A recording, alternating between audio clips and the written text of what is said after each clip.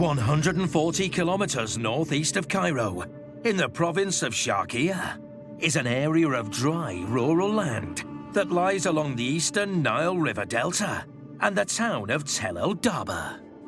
People have settled this area for millennia. Here, on the edge of the desert, is one of the cradles of human civilization. Archaeologists interested in the mysteries of ancient Egypt have visited the Nile Delta for years. Through a combination of persistence, determination, and advanced technology, a team of researchers uncovered something lost to the world for millennia. Buried beneath layers of earth and sand are the remnants of a large structure constructed of sturdy sandstone bricks. It's a massive 7 to 8 meter wide by 500 meter long white stone wall buried along the town. The more they dig, the more the sands reveal, and this is no casual build. The ancient complex covers an area of over 2 square kilometers and appears to have been built up over a long period of time. Excavation is difficult given the number of local residents and established farming communities currently living and working on the land. A combination of traditional archaeology and modern scientific techniques, including core sampling and geomagnetic surveying, was used to ascertain the full picture of the site. It's a huge footprint. There are courtyards, residences, streets, temples, and so much more. It appears to be an entire settlement or ancient city.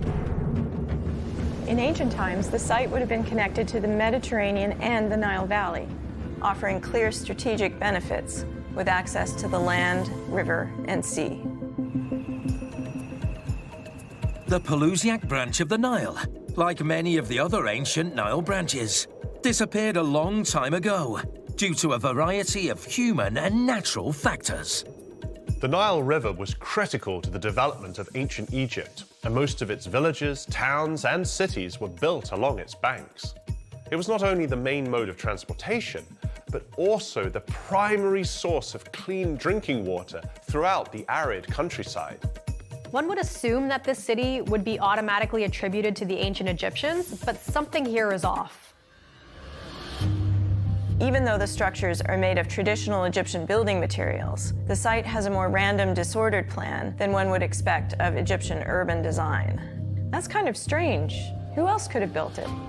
Continued excavation and imaging of the enormous site not only revealed more of the layout, but also exposed the timeline of construction through the differing sedimentary layers. Experts believe that this site was continuously occupied for thousands of years. This site is a historical puzzle.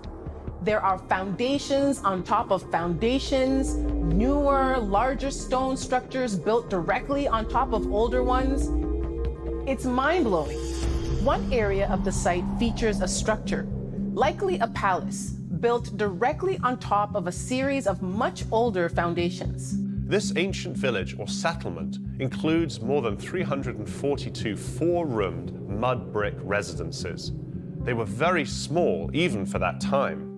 Archaeologists believe this is the first and oldest mud brick settlement in the region and date the structure to sometime between 1963 and 1934 BCE.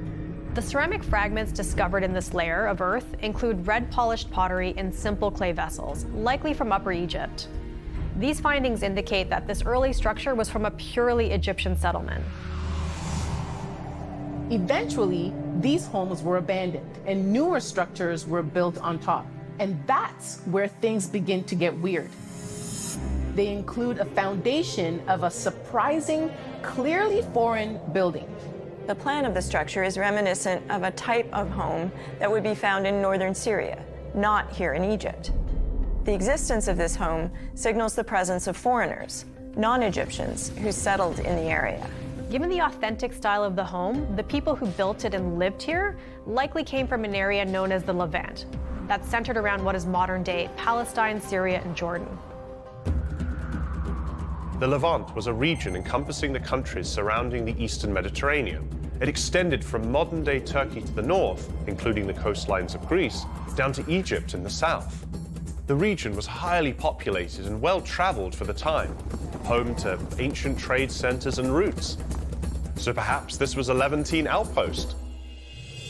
At another site within the compound, archaeological teams uncovered a much larger, more palatial residence, in keeping with Egyptian designs. It's named Palace Necropolis for the cemetery within its walled enclosure. Researchers examining the cemetery concluded the site spanned two entirely different periods of time. The new tombs have been built next to older tombs. The later tombs have been built in a manner that preserves the integrity of the old tombs. The earlier graves are likely from the 1900s BCE, and they are simple and shallow, containing few offerings for the afterlife. Some also contain multiple people as well as animals. Dated approximately 350 years after the first purely Egyptian settlement, these newer tomb designs and goods indicate both the economic growth of the community as well as increased contact with foreigners. Researchers analysed the teeth of 75 of the remains taken from the various cemetery layers. 24 people were found to be foreign-born residents of the community, indicating a distinct diversity of peoples living in direct proximity. The remains tell the story of an increasingly diverse population, seemingly living and dying in harmony. So what was happening here?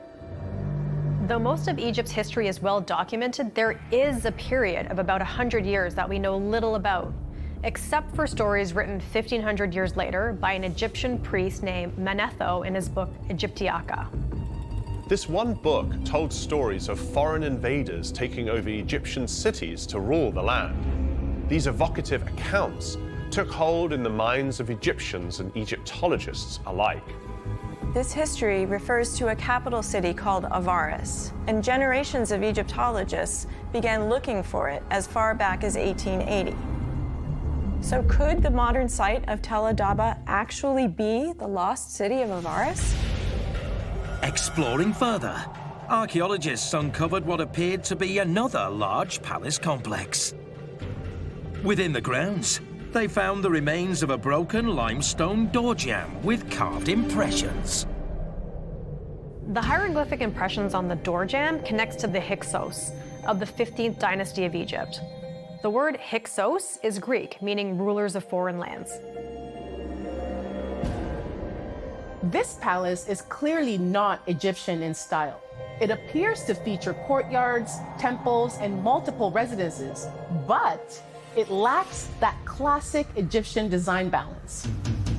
Ancient Egyptian architecture often featured ordered structural symmetry, reflecting the concept of balance and harmony that they also sought in life.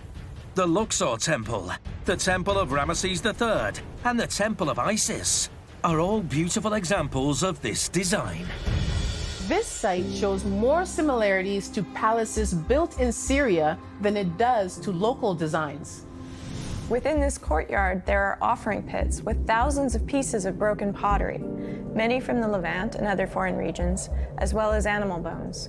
This assemblage of objects implies that it was the site of great feasts and celebrations. Not only are there pits with what appear to be offerings from a ritual feast, but other nearby pits contain something that is entirely bizarre: severed human hands. Near the modern city of Tel Adaba along the ancient Nile River, experts may have finally identified the lost city of Avaris and the mysteries of its inner workings. The discovery of severed human hands could be evidence of an ancient Egyptian practice known as Gold of Valor. This was a practice where soldiers would exchange the severed right hand of their enemy, proof of their victory in battle, for gold from their leader. Discovered near the palace throne room, likely used by King Khayyam, there are a total of 16 right hands. It's a truly gruesome find. The hands have been dated to around 3,500 years ago, towards the end of the Hyksos reign. To cut off a dead enemy's hand was an efficient way of counting casualties, and the hands were piled up and counted by scribes as the basis for awarding the Gold of Valor. These 16 hands are the first pieces of physical evidence for a practice that until now has only been documented in Egyptian art and writing. Tel El Daba is now believed to have once been the city of Avaris, the Hyksos capital, that flourished between 1650 and 1550 BCE. It was eventually reclaimed by the Egyptians when the pharaohs of the 18th dynasty laid siege and took the city back. The most interesting part of this discovery is not that the city was foreign ruled, but that there are no signs of forced invasion or violent takeover by the Hyksos, as told in the stories of Manetho. Instead, there are hundreds of years of evidence of cohabitation and collaboration between immigrants and locals. This site may never be entirely excavated, nor will its finds ever be complete, due to looting and continued modern development in the area. But the location is proof that the Nile River Delta has always been a draw for many people of the world.